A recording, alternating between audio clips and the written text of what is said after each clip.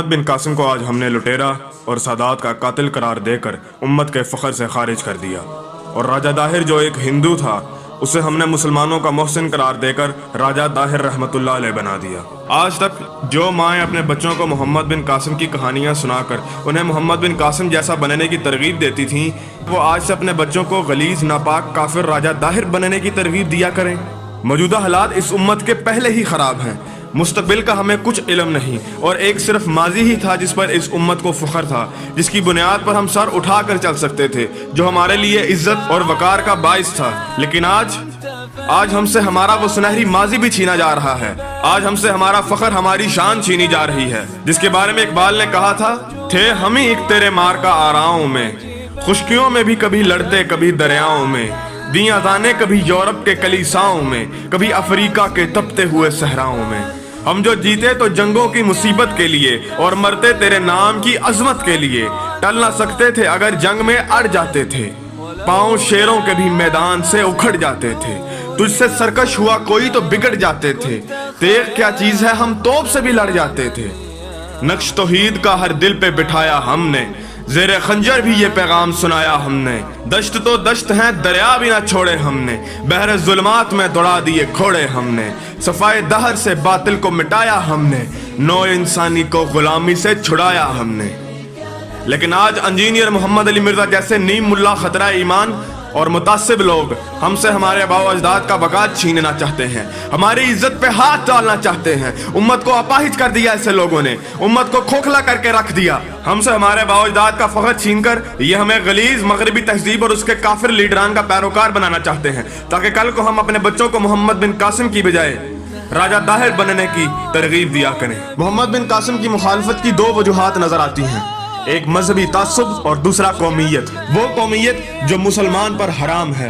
फिरका वारियत से तो हम पहले ही जख्मी थे, लेकिन इस कौमियत ने हमें मजीद छलनी कर दिया। कौमियत कोई सोच या कोई फिक्र नहीं, बल्कि एक ऐसा फितना है जो उम्मत को मजीद और मजीद तकसीम करने के लिए काम आता है। कौमियत इंसान की इस बात पर गवाही का नाम है कि वो उसके दिल से ईमान और इस्लाम की अहमियत को खत्म करके उसकी कौम की अहमियत को ज्यादा कर देता है। मोहम्मद बिन कासिम की मुखालिफत और राजा दाहिर की हिमायत फकत सिंधी कौम परस्तों की गलीज सोच है, जिसने उन्हें मुसलमान के खिलाफ और एक हिंदू की तरफदारी करने पर मजबूर कर दिया। ना हम सिंधी, ना बलोची, ना पंजाबी, ना पठान, हमें फख्र है कि हम हैं फकत मुसलमान। अल्लामा इकबाल ने कौमियत के ऊपर जो सुनहरी अल्फाज लिखे हैं, मैं उनको भी इसमें शामिल करना चाहता हूँ। अल्लामा इकबाल फरमाते हैं, इन ताज़ा खुदाओं में बड़ा सबसे वतन है, जो पैरहन इसका है वो मजहब का कफन है। ये बुत के तराशीद आए तहजीब नबी है, गारत गरे का शान आए दीने नबवी है। बाजू तेरा तौहीद की कुव्वत से कवी है, इस्लाम तेरा देश है तू मुस्तफवी है। नजारा देरीना जमाने को दिखा दे, ऐ मुस्तफवी खाक में इस बुत को मिला दे। अक़वाम जहां में है रकाबत तो इसी से, तस्खीर है मकसूद तिजारत तो इसी से। अक़वाम में मखलूक खुदा बढ़ती है इससे, कौमियत इस्लाम की जड़ कटती है इससे। एक और जगह अल्लामा इकबाल फरमाते हैं, कौम मजहब से है, मजहब जो नहीं तुम भी नहीं, जज्बे बाहम जो नहीं महफिल अंजुम भी नहीं। इस दौर में हमें कौमियत, वतनियत और फिरकावारियत से निकलकर एक उम्मत और फकत मुसलमान बनने पर राजी होना होगा, वरना ये हमें भी खोखला कर देगा और इस उम्मत को भी मजीद खोखला कर देगा। अब आते हैं उन एतराज़ात की तरफ जो मोहम्मद बिन कासिम रहमतुल्लाह अलैह पर उठाए गए। इस मौजू पे मैं दलाइल से बात करना चाहता हूं, ताकि हमारे फेसबुकी मुफ्तियान कराम की जाहिल रूह को तस्कीन मिल सके। सबसे पहले आते हैं सादात के मौजू पर।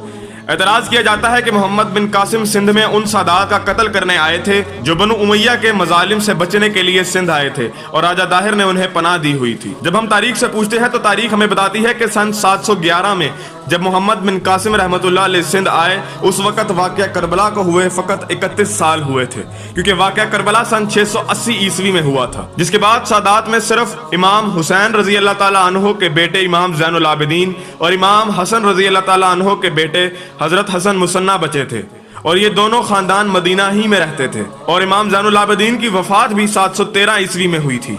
اب سوال یہ پیدا ہوتا ہے کہ جب سادات کے صرف 2 ہی خاندان موجود تھے تو سندھ میں کون سے سادات آئے تھے جنہیں آپ کے ہندو آقا راجہ داہر نے پناہ دی تھی؟ دوسرا اعتراض جو محمد بن قاسم رحمۃ اللہ علیہ پر کیا جاتا ہے وہ یہ ہے کہ محمد بن قاسم نے راجہ داہر کی بیٹیاں خلیفہ وقت کو تحفے کے طور پر بھجوائی تھی، تو اس گناہ میں خلیفہ نے محمد بن قاسم کو سزائے موت دے دی۔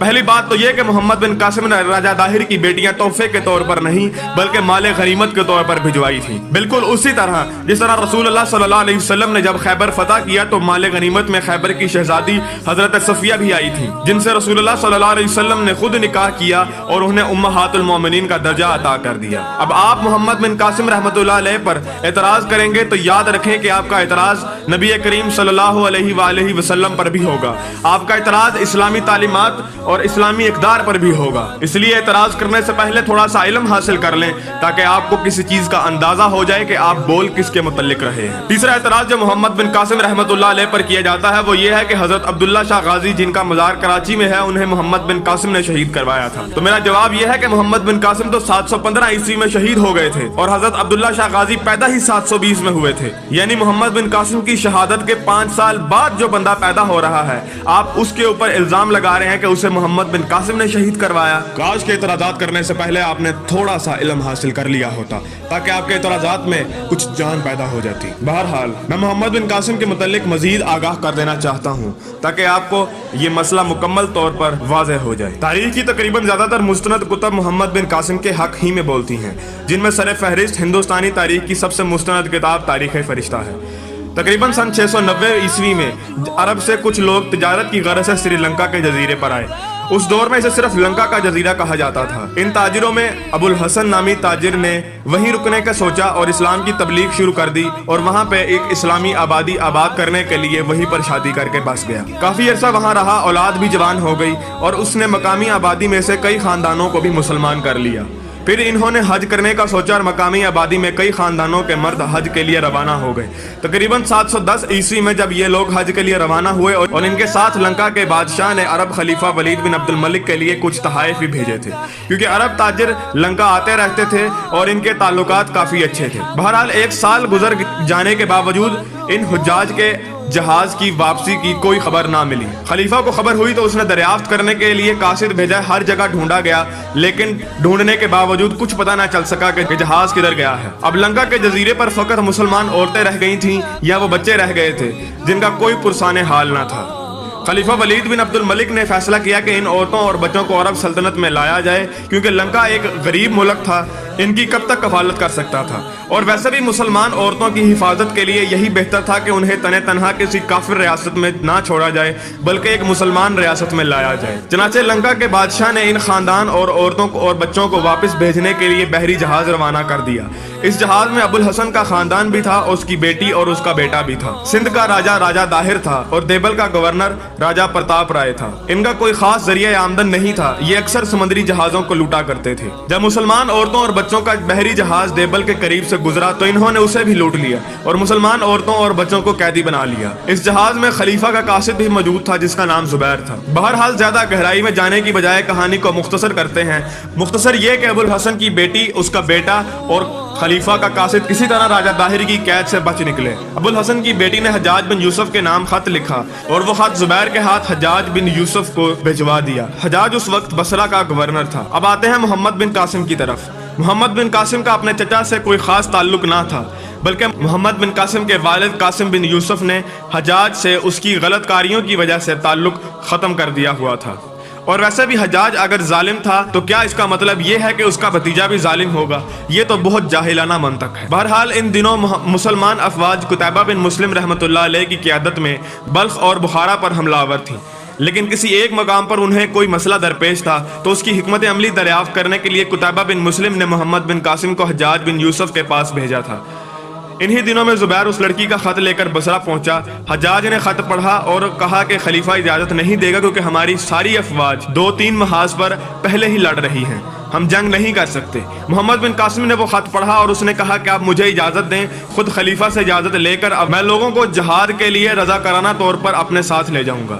چنانچہ محمد بن قاسم نے دمشق جا کر خلیفہ ولید بن عبد الملک سے اجازت لی اور دمشق سے بصرہ تک تقاریر کرتا کرتا تقریباً 12,000 لوگوں کو اپنے ساتھ ملانے میں کامیاب ہو گیا۔ یہ 12,000 کی فوج جب سندھ پہنچی تو آگے 30,000 کا لشکر موجود تھا۔